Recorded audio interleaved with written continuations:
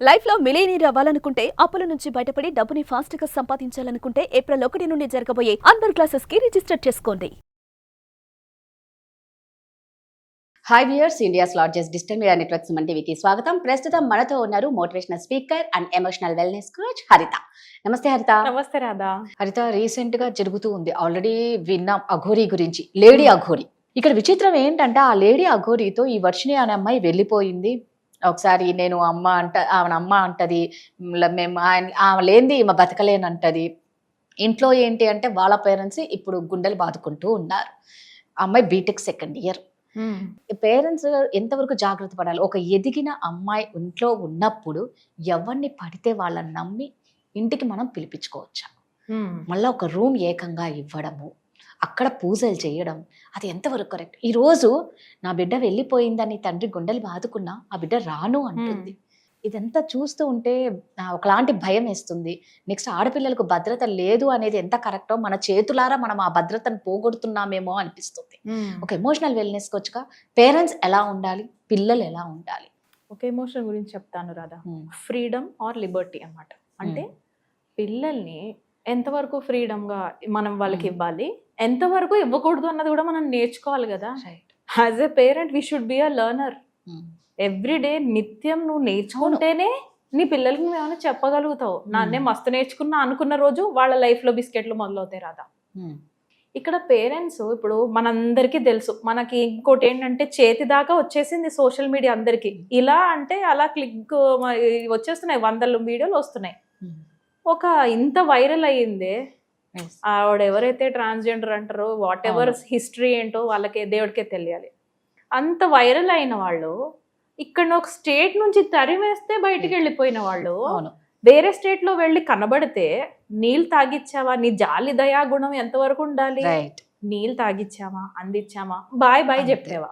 లేదా వాళ్ళకి షెల్టర్ లేదు, సో అండ్ సో ప్లేస్ లో షెల్టర్ ఉంది, మీకు డబ్బులు ఉంటే మీకు మస్తు కార్లు కూడా చూసాను అప్పుడు, సూపర్ కార్, లగ్జరియస్ కార్లలో తిరిగి వెళ్ళి అక్కడ నువ్వు కారు అమ్ముకుంటావు, అమ్ముకో, లేకపోతే ఏదైనా బిల్డింగ్ తీసుకొని నువ్వు పెట్టుకో. That should be your help. తెచ్చి నువ్వు ఇంట్లో పెట్టుకోవడం ఏంటి నా తలకాయ? నువ్వు తెచ్చి ఇంట్లో పెట్టుకునేటప్పుడు పోనీ మీకు దత్తత తీసుకోవడానికి అంటే అలాంటి ఆలోచన ఉందనుకో, పోనీ పిల్లలు లేరు, మీకు జాలి ఎక్కువ ఉంది, వాళ్ళకేమో కన్ఫ్యూజ్డ్గా పెరిగాడు సపోజ్ అనుకుందాం, మీరు వెళ్ళి హెల్ప్ చేశారు, అది ఓ దయా గుణం, జాలి గుణం అనుకుందాం. నీకు ఇంట్లో ఆల్రెడీ 2 పిల్లలు ఉన్నారే, అది కూడా ఆడపిల్ల ఉంది, ఈ తల్లి తండ్రిగా రెస్పాన్సిబిలిటీ ఏమైంది? అరే రాధా, పక్షే దాని బిడ్డ దాకా వస్తే కాపాడుకుంటది కదా. కుక్క పిల్ల చూసావా ఎప్పుడన్నా? దాని కుక్క అది ఇంత చిన్నదే ఉన్నా ఇంత పెద్ద రాట్ వీలర్ వచ్చినా కూడా ఫైట్ చేస్తుంది దాని పిల్లల దాకా వస్తేనే. మదర్స్ లో అంత ఇంట్యూజన్ పవర్ ఇస్తాడు దేవుడు.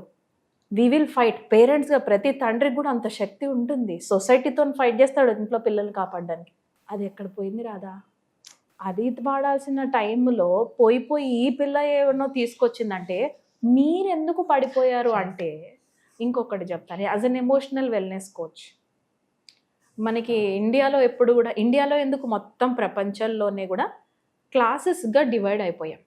డబ్బులు బాగున్నవాడు హై క్లాస్ అని, మిడిల్ క్లాస్ అని, అస్సలు లేనివాడు లో క్లాస్ అని.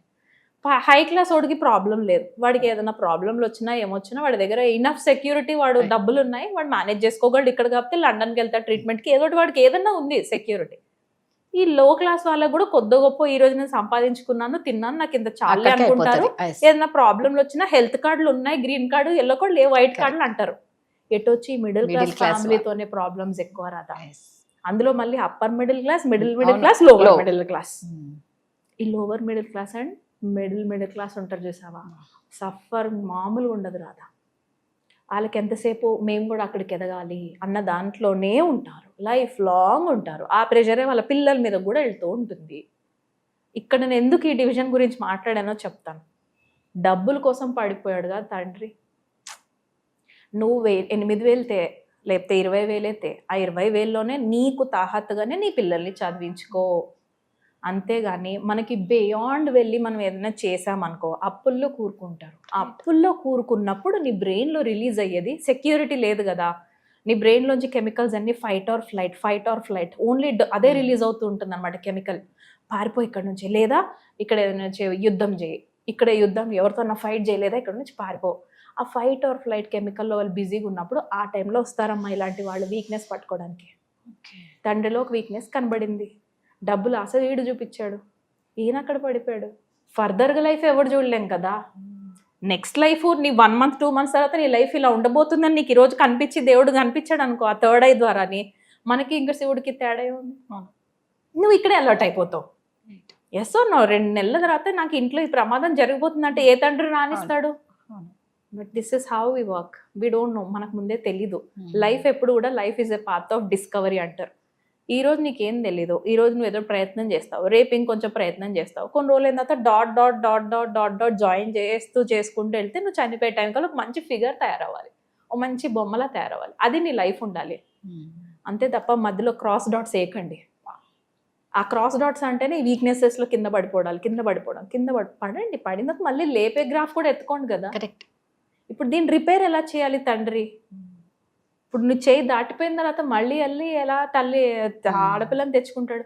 వాడు ఎంత ధైర్యమో అసలు రాదా. సొసైటీలో ఎలా తిరుగుతున్నాడో నాకు అర్థం కావట్లేదు. లా ఏం చేస్తోంది, పోలీస్ అంటే నేను అంటున్నానని కాదు, ఎక్కడ దీన్ని తప్పు పట్టుకోకండి. లేదు నిజంగా లా ఎందుకు యాక్షన్ తీసుకోవట్లేదు? ఇలా ఎవరైనా ఎవరి ఫ్యామిలీలో అన్నా దూరిపోయి వాడు అగోరా చూస్ చేసుకుంటాడా, ట్రాన్స్జెండర్ లైఫ్ చూస్ చేసుకుంటాడా, మాంసాలు తింటాడా, హ్యూమన్ బాడీస్ తింటాడా, వాడి ఇష్టం. వాడు అక్కడి వరకు వాడు డిసైడ్ చేసుకున్నంత వరకు సొసైటీకి ఏమి ప్రాబ్లం లైఫ్ నీది. నువ్వు ఎంత వైరల్ చేసుకొని నీ యూట్యూబర్స్ ని పెంచుకుంటావా, లైక్స్ ద్వారా నీకు డబ్బులు వస్తున్నాయా, ఎంజాయ్ చేయి. నీకు ఆ అటెన్షనే కావాలనుకుంటే అందుకే ఆ లైఫ్ లోకి వెళ్ళాడు. That is his choice. ఆడ మెస్ చేసుకుంటాడు, ఆ మెస్ లో వాడు ఆనందం పొందుతాడు, వాడిని బతకనివాడు అందులో. కానీ వీడు ఇంకొక ఫ్యామిలీని నాశనం చేశాడు అన్నప్పుడు లా should take over. Father should take the help of law. ఆ అమ్మాయి సీనియర్ నేను కాదనట్లేదు, దాటిపోయిన 18 ఏళ్ళు దాటింది, ఇంకా నాన్న చేతిలో ఏం లేదు. కానీ ఆ 2 నెలలు వాడు పడేస్తున్నప్పుడు ఏమైంది అంటున్నా. ఆ ఇంట్లో ఎదిగిన పిల్ల ఉన్నప్పుడు ఒక బెడ్రూమ్ ఎందుకు ఇచ్చారు? అక్కడ దాకా ఇప్పుడు అయిపోయింది. ఫ్యామిలీ నుంచి మనం నేర్చుకోవాల్సింది ఏంటంటే, మన ఇంట్లో ఆడపిల్ల ఉంది, మన ఇంట్లో ఇంకా అబ్బాయిలు కూడా రాదా, ఓన్లీ అమ్మాయిలనే అనట్లేదు, ఆ ఏజ్ లో అబ్బాయిలు ఉన్నా కూడా జాగ్రత్తగా ఉండాలి. ఇప్పుడు అసలు జనాలకి వావి వరుసలు ఉండట్లేదు. వాళ్ళకి చూపిస్తున్నవి కూడా anything is allowed. Love is blind. ఆడపిల్లలు లవ్ చేసుకుంటున్నారు, మగపిల్లలు లవ్ చేసుకుంటున్నారు. విచిత్రాలన్నీ జరుగుతున్నాయి ప్రపంచంలో. Very confused children. మనమా ఓపెన్ గా అస్సలు కాన్వర్జేషన్స్ చేయలేం. మన ఇండియన్ సొసైటీలో అసలు బూతు బూతు బూతు అంటారు తప్ప తల్లిదండ్రులు కూర్చొని ఓపెన్ కాన్వర్జేషన్సే చెయ్యం. వాళ్ళకి అసలు ఇన్ఫర్మేషన్ మన నుంచి రాదు, ఫ్రెండ్స్ నుంచి వస్తుంది. ఆ ఫ్రెండ్స్ ఎట్లుంటారు, వాడే సగం ఇన్ఫర్మేషన్. ఆ సగం ఇన్ఫర్మేషన్లో ఎవడైతే ఇన్ఫర్మేషన్ ఇస్తున్నాడో వాడు ఫ్రెండ్ క్లోజ్ అయిపోతున్నాడు కదా. వాడితోనూ ఒక ఎమోషనల్ కనెక్షన్ వచ్చేస్తుంది. అబ్బాయిలు అమ్మాయిలు అబ్బా ఈ ట్రాన్స్జెండర్లు ఏంటో, ఈ చేంజింగ్ ఏంటో ఏమర్థం మన ఫ్యామిలీని మనం కాపాడుకోగలగాలి. అదే మన చేతిలో. ఎవరి బాధ్యత, ఎవరింట్లో వాళ్ళ బాధ్యతలు వాళ్ళే తీసుకొని వాళ్ళని వాళ్ళు కాపాడుకోవాలి తప్పితే ఇది ఎవరి చేతుల్లో ఏం లేదు. అత్యాసకి వెళ్ళిపోద్దు, ఓవర్ గా అత్యాసకి వెళ్ళిపోయి నేను కష్టపడకుండా ఇలా వచ్చేస్తున్న మనీ నీకు రేపు పొద్దున ఇంట్లో డేంజర్ తీసుకొస్తోంది తప్ప, ఇన్సెక్యూరిటీస్ ని తీసుకొస్తోంది తప్ప హ్యాపీనెస్ వస్తుందని ఎక్స్పెక్ట్ చేయకండి. ఇప్పుడు తల్లిదండ్రుల్ని పాపం నేనేం అనట్లేదు, వాళ్ళ బాధ ఇంకా వర్ణనాతీతం అంటారా, దాన్ని ఏమంటారు, బియాండ్ అనమాట మన ఎక్స్పెక్టేషన్స్. బట్ ఏంటంటే అట్లీస్ట్ నెక్స్ట్ ఈ మిస్టేక్ అవ్వకుండా రిపేర్ చేసుకుంటూ వెళ్ళడమే లైఫ్ అంటే. మిస్టేక్ ఎందుకు జరిగిపోయిందని తల బాదుకొని ఇప్పుడు ఎవరికి లాభం లేదు. నెక్స్ట్ ఏదైనా ఇంట్లో వాళ్ళనే నమ్మలేని టైంలో మనం బతుకుతున్నాం కాబట్టి అలాంటి సిచ్యువేషన్లో ఉన్నాం అందరం. అలాంటప్పుడు ఎవరినో ఇళ్ళకి తెచ్చుకోవడం కూడా కరెక్ట్ కాదు. మనం ఇంట్లో మన జాగ్రత్తలు మనం ఉంటే ఇలాంటివి జరగని మా ఒపీనియన్. Thank you Radha.